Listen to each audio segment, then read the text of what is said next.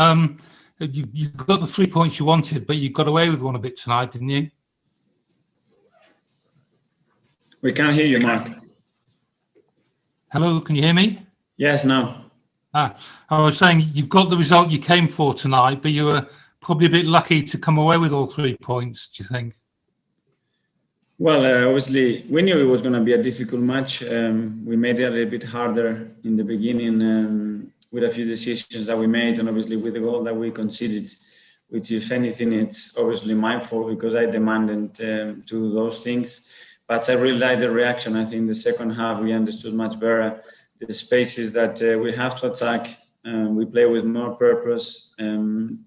We generated much more, even if we conceded as well a late chance with another misunderstanding at the back. But in general, I think we scored 2 good goals. The second one was fantastic, and we are delighted to start the phase with a victory. But can I just ask, that Bernd looked a bit uncomfortable with the ball at his feet, but you seem to be persisting in this playing out even when the ball's under pressure. Mm-hmm.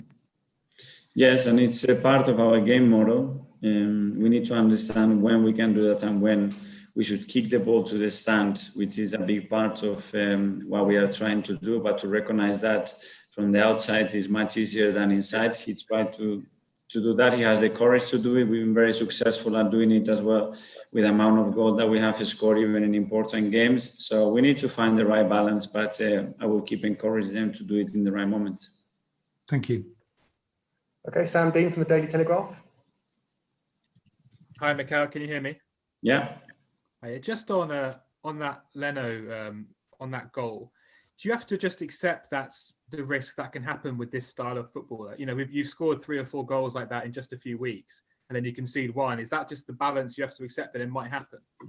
Yes, absolutely. But they will understand as well better and better the type of balls that we have to play in those areas and to who in relation to where the pressure is coming and the type of distances that you can manage from the opponent. And after that, everything will be better. But obviously, it's a split of a second. You have to make a decision. You have to get the right touch, the right pass. And the opponents as well are intuitive and they are waiting for that. So again, it's something that we have to keep working because if we want to play the way I want to, it's necessary that a keeper is involved in our build-up play.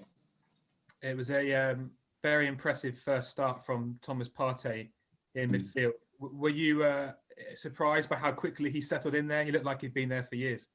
Yes, to be fair, he looked really solid, really comfortable, and I think he held midfield by himself in the second half as well when we were a little bit more open and we started to take more chances attacking certain spaces with some players. But I think he was fantastic tonight, and there is much more to come from him, obviously.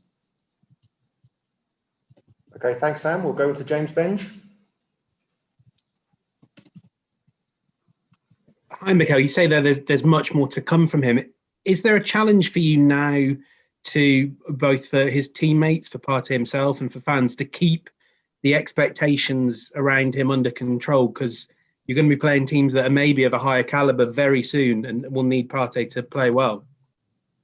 Yes, of course. But he needs his teammates around him. You know, it's not about him. Obviously, we know that with the price that we play for him and the profile of the play that he's going to have a lot of people looking at him every single game. But this is about the structure we have as a team, the flow, the unity, and the cohesion that we need in our team. And he's one piece of that part. And hopefully it's a big piece.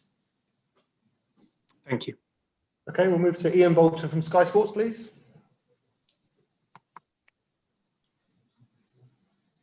Mikel, hi. Hi. I don't know whether you know, but Mesut Ozil said he was supporting the team in front of the TV before the game. He was predicting you a 4-1 win. He was very supportive when Bernd Leno made the error that led to the goal that you conceded. Is that good to know, or would you rather nothing? This is what I want from the players that are in our squad. I don't expect anything different to that, so it's good to hear. Do you find it frustrating at all that there is so much talk about Mesut? No, I think it's part of the situation when we have big players in this position. It's normal that that people want to know, fans want to have information, and you guys have to ask the questions. So I take it in a natural way. I try to respond with honesty and clarity and give the information that is available from the inside.